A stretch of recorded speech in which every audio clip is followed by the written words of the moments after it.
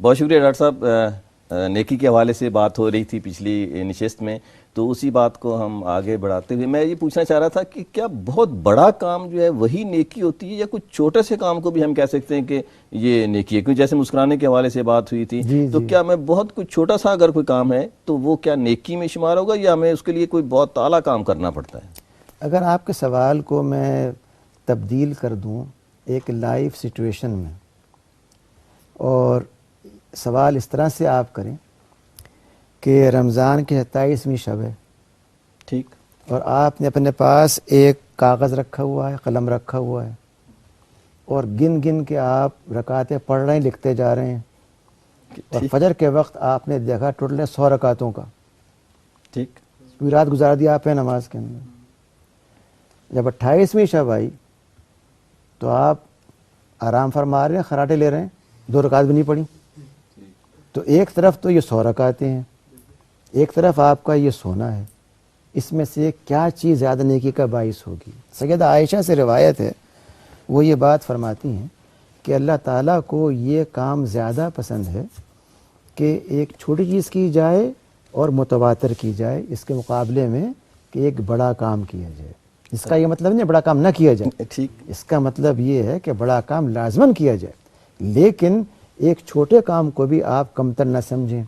آپ یہ بتائیے کہ جو رحمت عالم یہ بات فرماتے ہیں کہ اگر آپ راستے سے ایک پتھر اٹھا دیتے ہیں، کانٹا ہٹا دیتے ہیں، تو یہ نیکی ہے.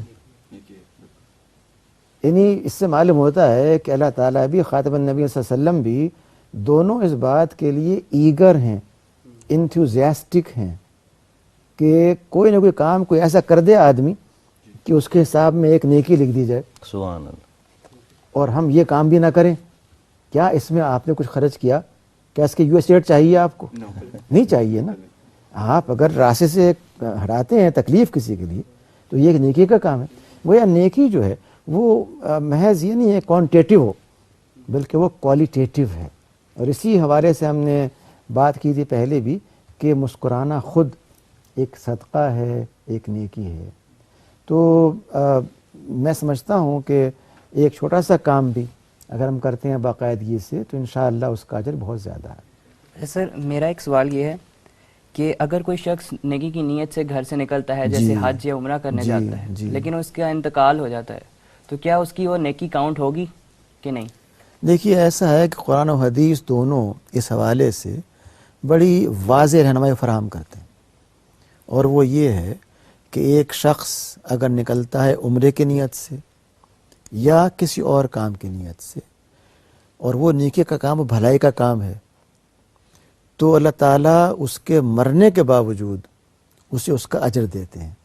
وجہ یہ ہے کہ خاتم صلی اللہ علیہ وسلم نے یہ بات فرمائی کہ اعمال کی بنیاد نیت کے اوپر ہے. کیونکہ یہ آپ نے بات فرمائی، حدیث صحیح ہے، اس کی بنیاد پر جو عمل وہ کرنے جا رہا تھا اور شروع ہو چکا، اس عمل کا اجر بھی ڈیو ہو گیا، چاہے مکمل نہ کر سکا ہو.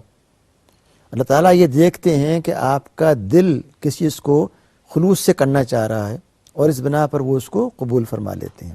اسی لیے اگر کسی نے حج کرنے سے نکلا ہے اور حج نہیں کر سکا، راستے موت آ گئی، تو اس کا حج شمار کیا جائے گا اسلام کی نگاہ میں. یہ اللہ تعالیٰ کی رحمت اور کرم کی ایک علامت ہے. اگلا سوال میں آپ سے پوچھنا چاہ رہی تھی، نیکی سے ریلیٹڈ ہے کہ بندہ اگر نماز پڑھ رہا ہے، روزہ، عید، ارکان اسلام پورے کر رہا ہے، مگر اس کے علاوہ اس کی اگر دنیا میں اس کا اخلاق دیکھا جائے، ویسے اس کا عمل دیکھا جائے، وہ اتنا بہترین نہ ہو، اس طرح حقوق العباد کا ذکر ہوا پہلے، وہ اتنا بہترین نہ ہو، تو کیا یہ نیکی ہے بس اس کے لیے کہ اس نے تمام ارکان اسلام پورے کر لیے ہیں، یہی کافی ہے کیا اس کے لیے؟ دیکھیے ایک حدیث میں یہ آتا ہے کہ ایک خاتون تہجد گزار اور بہت نیکی کے کام کرتی تھی، لیکن اس کی بدگوئی سے اس کے پڑوسی محفوظ نہیں تھے. اس کے بارے میں آپ یہ فرماتے ہیں کہ وہ جہنم میں جائے گی. یعنی نیکی کے باوجود جو تکلیف اس نے پہنچائی، اس کی بنا پر اس کے ساتھ یہ ہوگا. اس سے یہ معلوم ہوا کہ یہ مسئلہ ادھر اور کا نہیں ہے، بلکہ ہونا یہ چاہیے کہ جہاں ہم نماز پڑھ رہے ہیں، ہم اس نماز کے اثرات کو اپنے معاملات میں نافذ ہونے دیں اور نماز تک محدود نہ کر دیں. ہم کرتے یہ ہیں کہ نماز تو بڑے اہتمام سے پڑھی, آپ نے وضو بھی کیا, جگہ پاک صاف ہے, لیکن آپ کے گھر کے باہر کچرا پڑا ہوا ہے, دفتر میں آپ کے کاغذات پھیلے ہوئے ہیں, جب دفتر آپ جائیں تو پسینے کی بو سے اور لوگ پریشان ہو رہے ہیں. یہ سارے کام ہم کرتے رہتے ہیں لیکن نماز کے لیے وضو کر لیتے ہیں. تو یہ ہمارا دراصل دین کو نہ سمجھنے کا ایک اظہار ہے. دین یہ چاہتا ہے کہ جو پاکیزگی طہارت نماز کے لیے آپ اختیار کرتے ہیں, حدیث میں آتا ہے کہ آپ نماز کے لیے جائیں تو آپ کے شانوں کا پسینہ دوسرے کو پریشان نہ کرے. مقصد کیا ہوا؟ مقصد یہ ہوا کہ آپ اتنی محنت کیجئے پروڈکٹیوٹی کے لیے, مشقت کے ساتھ کام کیجئے کہ پسینے پسینے ہو جائیں, اور نماز نہ چھوڑیے. لیکن جب نماز کے لیے آپ جائیں تو اسے وائپ کریں, صاف کریں, پھر نماز پڑھیں. یہ نہیں کہ چونکہ آپ نے محنت کی تھی, بڑا احسان کیا لوگوں پہ اور پہنچ گئے, جا کے پسینے میں شرابور لوگوں کو اپنا پسینہ لگایا, وہ پریشان, نماز میں کیا کروں, کہاں جاؤں, جا بھی نہیں سکتے کہیں. تو یہ جو دین کا پہلو ہے, ہیومن پہلو ہے, انسانیت کا پہلو ہے, اس سب کے اندر جو بنیاد ہے وہ اللہ کے رسول کی اطاعت ہے. اس بنا پر جو کام بھی کیا جائے گا وہ انشاءاللہ قابل قبول ہوگا. اور اس توازن کی ضرورت ہے کہ نہ محض عبادات اور نہ محض انسانیت, بلکہ انسانی خدمت کرتے ہوئے اللہ تعالیٰ کے حقوق کا پورا کرنا. اور سر میرا یہ کوشچن ہے جی. کہ ہماری ینگ جنریشن جو ہے اس کی تھنکنگ یہ ہے کافی کہ ہم 100 گناہ کر لیتے ہیں اور اس کے بعد ایک نیکی کر دیتے ہیں اور پھر کہتے ہیں کہ جی یہ نیکی ہمارے سارے گناہوں کو مٹا دے گی. تو کیا ایسی نیکی ہوگی یا ایسے اس چیز میں کاؤنٹ ہوگی؟ اچھا ڈاکٹر صاحب, میں اس پر تھوڑا سا کہ ابھی پچھلے دن مجھے ایک ایسا ایس موصول ہوا کہ اذان کے 5600 لفظ ہیں, ہر لفظ کی جو ہے وہ اتنی نیکیاں ہیں, اور اس طرح دن میں 5 مرتبہ تو یہ 5,03,84 لفظ نیکیاں ہو گئیں. جی دیکھیے, یہ ایک میکینیکل تصور ہے اسلام کا, جس میں یہ سمجھ لیا گیا ہے کہ ایک کمپیوٹر لیب ہے جہاں پہ فرشتے بیٹھے ہوئے ہر ایک کے حساب سے کھول رہے ہیں اکاؤنٹ, اس میں ایک فائل بنا کر کے لکھ رہے ہیں کہ اس نے آج کتنے کام کیے اور کیا ہو گیا. یہ ایک میکینیکل کانسیپٹ ہے. اسلام یہ بتاتا ہے کہ ایک نیکی چھوٹی بھی ہو سکتی ہے, اجر بڑا ہو سکتا ہے اس کا, ایک بڑی ہو سکتی ہے, چھوٹا ہو سکتا ہے اس کا, یہ شرط نہیں ہے. اسی لیے آپ دیکھیے کہ آپ ہر نیکی کے بعد اللہ تعالیٰ سے یہ درخواست کرتے ہیں کہ آپ اس کو قبول کیجئے اور جو غلطی ہے اس کو معاف فرمائیے. مجھے بتائیے کہ اللہ کے رسول سے بڑھ کر کے کون ایسا ہو سکتا ہے جو گناہوں سے معصوم ہو؟ کوئی نہیں ہو سکتا. لیکن آپ یہ بات فرماتے ہیں کہ میں دن میں 70 مرتبہ استغفار کرتا ہوں, جو محض آپ کے اپنے لیے نہیں ہے بلکہ امت مسلمہ کے لیے ہے. کیونکہ استغفار جب بھی کی جاتی ہے وہ یہ نہیں ہوتی کہ مجھے معاف کر دیں کسی اور کو معاف نہ کریں, بلکہ استغفار کا مطلب یہ ہے کہ آپ یہ اللہ تعالیٰ سے معافی مانگیں کہ اللہ ہم سب کو معاف کر. اسی لیے آپ کہتے ہیں ربنا آتنا فی الدنیا حسنہ وفی الآخرۃ حسنہ وقنا عذاب النار, ہم سب کو. تو یہ جو ایک اسلام کی ڈائمنشن ہے اس کو ہم نے اسی طور پہ سمجھا نہیں ہے. نیکی چھوٹی ہو یا بڑی ہو, ان دونوں کے اعتبار کی پوری گنجائش ہے کہ رب کریم اس کا بے شمار اجر دے دیں. لیکن یہ خیال کہ آپ بیٹھ کے گنتے رہیں کہ اتنے الفاظ, ان الفاظ کی یہ نیومیریکل ویلیو کو ملٹیپلائی کیا, نتائج یہ نکلے, اتنا اجر ہو گیا. اور ہماری پرابلم یہ ہے کہ ہم نے دین کو بنا لیا ہے اجر کا ذریعہ, جبکہ دین ہے ہدایت کا ذریعہ. قرآن کا مقصد یہ نہیں ہے کہ آپ محض اجر کے لیے اس کو بغیر سمجھے بوجھے پڑھ لیں, بلکہ وہ کہتا ہے کہ میں ہدایت ہوں. حضرت صلی اللہ علیہ وسلم یہ فرماتے ہیں کہ وہ یہ نور لے کر کے آئے ہیں انسانوں کے لیے, اور اس کا مطلب یہ ہے کہ اس کو اپلائی کیا جائے, اس کو ایبزارب کیا جائے, اس پہ عمل کیا جائے. ہم وہ نہ کریں اور محض قرآن پاک کو گلے میں لٹکا لیں, اس کو جا کے ایک محراب پہ رکھ دیں اور سمجھیں کوئی جن بھوت نہیں آئے گا. تو یہ تو دین کے ساتھ ایک مذاق ہے. اس سے قرآن نہیں آیا کہ اسے آپ محراب میں رکھ دیں, اس لیے آیا کہ آپ دل کے محراب میں اس کو اتاریں اور دل کے محراب سے اس کی تلاوت کی آواز آئے. جب پھر وہ قرآن جو سمجھا جا رہا ہے عمل کیا جا رہا ہے وہ بھلائی کا باعث بنتا ہے.